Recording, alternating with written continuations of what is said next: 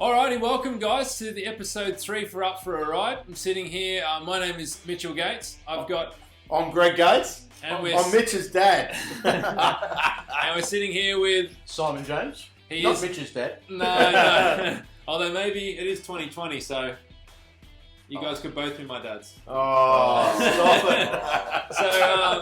So, I just shrunk my mouth a little. Sorry, Simon. Oh, sorry. Oh. Anyway. So we're sitting here in Simon Jones's garage. It's pretty tight, as you can see, and behind us is the object of today's episode, the BMW S1000R.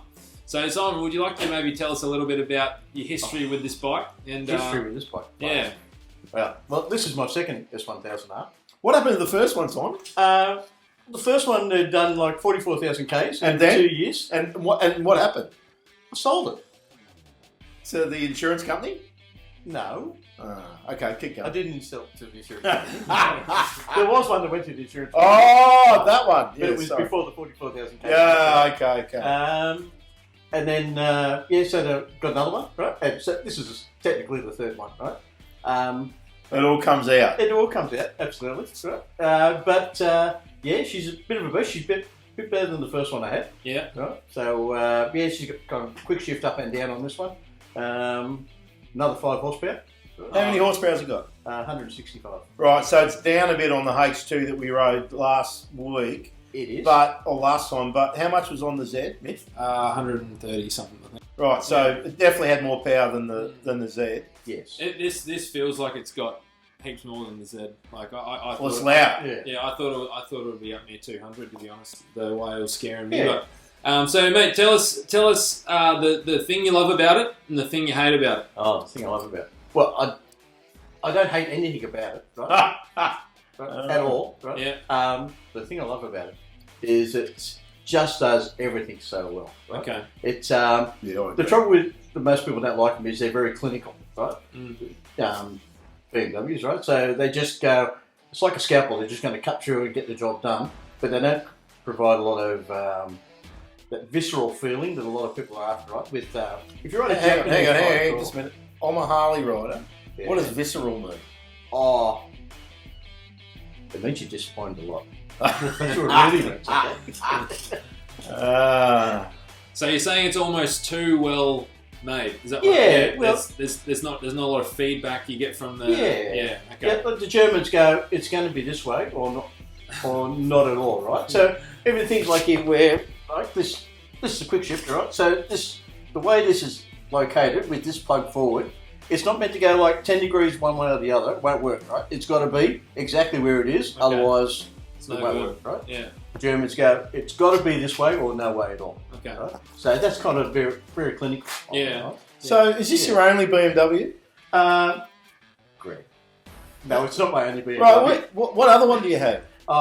Well, I don't have another one here at the moment. Which Where why is you it? see there's so much Where is it? work Because here. I want to tell you, last weekend I went, I ride this Harley Davidson diner, and I passed Simon, and which, it's kind of like Kevin Tracy, Pretty much. easily passed him. Yeah. And then I never saw you again. What happened? Well, you never saw me again because you never come back for me, right? So first of all, you left the man stranded, right? But BMWs are pretty good, aren't they? But you still left the man stranded, right? That's a fair point. Well, it started making some noise that aren't natural. Unnatural noises. Yes. Oh. So, I decided to just pull over and have a little bit of a listen to it. And Didn't sound good. It So, didn't sound very good at all. So you bought it from Worthington, I did buy from and they're looking after you. Main thing, are they looking after you? They're looking after me. Good. Yes. All right. We might check in on that later, but like Worthington are good. They're usually pretty good. They're very good to me. Right. So I'm keen to see it's under warranty, isn't it? It is. All right. Sorry, I just wanted to get that out because I thought it was important to know that the Harley's never broken down. Never. One time that it's broken down, never happened. Right. Whereas your GS, Yes. what happened?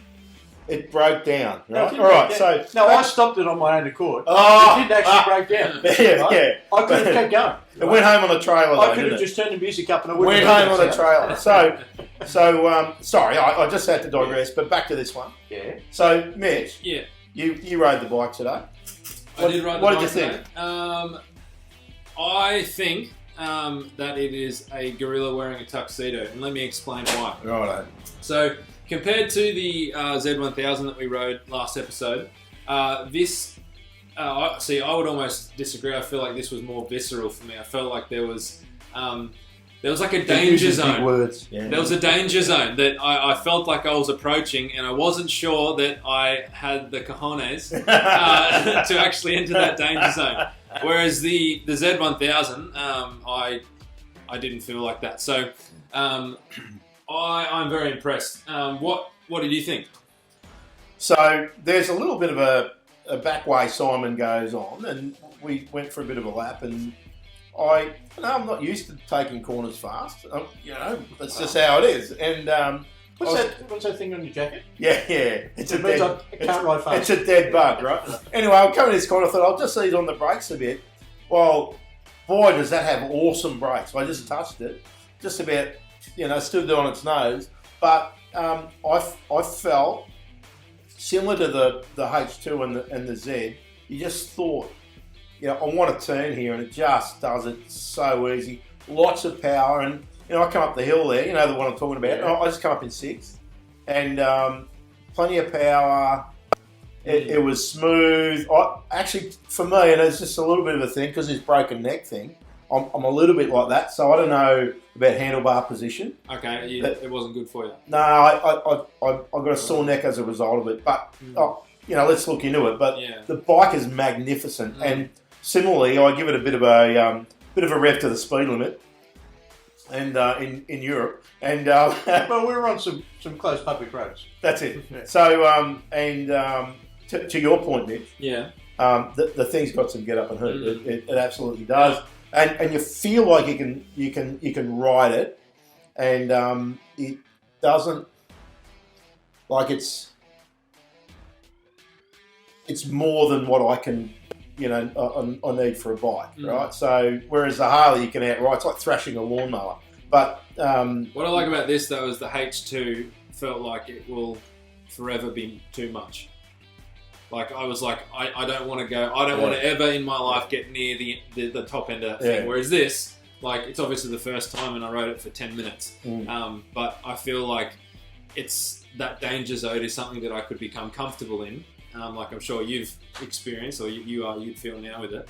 Or is that usually when he's keeping up. Yeah. It's pretty hard to keep up. Yeah. So tell us, mate, what could we expect to find one of these like on a second-hand market? So this one Or here. new. Okay, so maybe I'll tell you how these bikes evolve over time, right? Yeah. So the first one was an MY14, and we're into the year model MY20 now. Yeah. Right? The only real changes they made is up to MY16, the end of that model year, and then MY17 did another change, and they haven't really changed anything other than colours since. Right? So they're kind of due for. It's almost kind of like a Volvo. They just never changed for about 30 years. Yeah, but it's not like a bread box, though. Right? Sorry. Yeah. So this one's an MY17, so it was the first of the ones that changed. So you can kind of get these depending on miles from what kilometres really I should say. Is say from $13,500, right? Up, right? Yeah. So this one was $15,000. It had 11,000 kilometres on it when I got it. And, See, also buys his bikes used. This guy knows what he's doing. Well, actually, I prefer to buy new, right? Oh, but okay. when I was, say that again. You prefer to buy? I prefer to buy new. Thank you. Always. Thank you. And I don't go for a test ride first. I go in and I go, that's the one I want. Oh, how good's this man? Right? Off this. Difference of generation here, guys. Oh, Captain Tightwad here. Well, the thing is that this is my into the 30s. This bike is the one since I've been riding. Yeah. Right? So I've had quite a few bikes, so I kind of know what I like. 30 bikes. Oh, plus 30, right? We don't talk about the actual number. Right? That's worse than Donny. Wow. This is the fourth one since 2016 or 15. Sorry. Okay. Yeah. Wow. That's wild. Yeah. Well, I do a lot of kilometres. So, Mick, so we've ridden the Z. Yeah. We've ridden the H2. Right? Now we've ridden the Beamer. What's the top two out of those three? Oh, I think it would have to be if we could get into something like this at a similar price or a little bit more than the Z1000, it'd have to be this. Yeah. I was nervous that the riding position on this might have been a bit too squished for me, but it's actually quite good. So if you had to put Tiana on the back, she mightn't sit too well on that. No. No, well, even if you take that off, right, it's not really made for a pillion, right? Yeah. It's literally like a piece of cardboard with maybe a bit of foam over it. That's about it. Yeah, Tiana will be fine. You Tiana, you'll be fine. Yes. You might notice on this one there's no rear foot pegs either. Right? I was just looking Yeah, at it. on purpose. I'm not encouraging anyone. Yeah. But mind you, that's a problem we're going to have with pretty much any of those three. That's the Beamer. And Simon, I just want to tell you thank you for letting us ride that bike.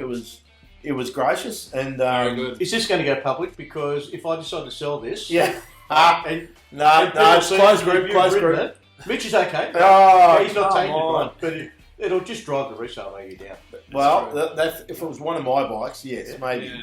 But look, I reckon you could get one of these, right? There's an MY14 I saw that's in really good nick. where is it? It's actually at Worthington's. I was there the other day when I was checking up with the doctor. Yeah. With the other one. Cough again. Yeah. And so I reckon that one there would be going for under 10. Right? Okay. Yeah, If it's going for more than 10, that's overpriced. And has that got all the sport? The only thing it doesn't have effectively on this one is it's quick shift up, not quick shift down. Yeah, right. So you kind of have to use your hands. Well, I couldn't do that because I'm so used to the quick shift on the Harley. Yeah. It's just like a tractor. Yeah. Anyway, so looks like the Beamer's at the top of the pile. For sure. And look, I've had a few guys. I've had a few of the GSX S guys hammer me and say you've got to put a GSX X. What? There's one in our group actually. It's a pretend S1000R. Yeah, it is. Yeah. But there's three of these roosters. You know who you are with a Suzuki GSX. Yeah. And they reckon they're good value. So we might have to check one out. It was off the radar, but Mitch, I'm putting it back on. All right, it's on the radar. Yeah, they're definitely good bikes. Because you just wanted to buy a Z. And I'm like, let's look a bit further. Yeah, that's fair.